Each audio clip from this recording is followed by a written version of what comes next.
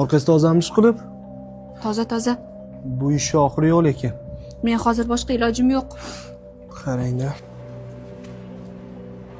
Yashiring.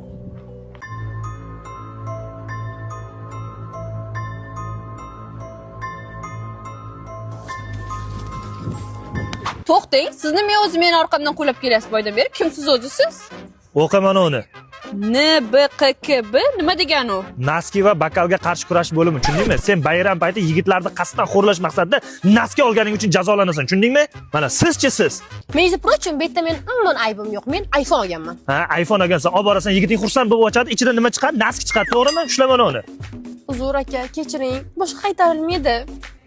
Xola, yoshingizni qarasangiz-ku, bular-ku yosh, mayli, tushunsa bo'ladi. Katta xotin nimaga pochchaga ro'molcha oldingiz?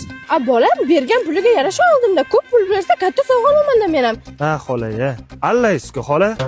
Bolam, men keta qolay. Uyda sigirim bor, sog'ishim kerak-da shuni. Pochchani sigir deb chaqirasiz. Holat yuzasidan qisqacha izoh bersangiz.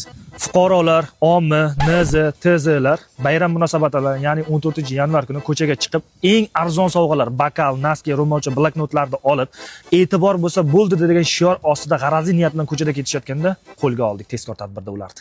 Bunaqa ishlar takrorlanmasligi uchun xotin-qizlarga qanday maslahatlar berardingiz?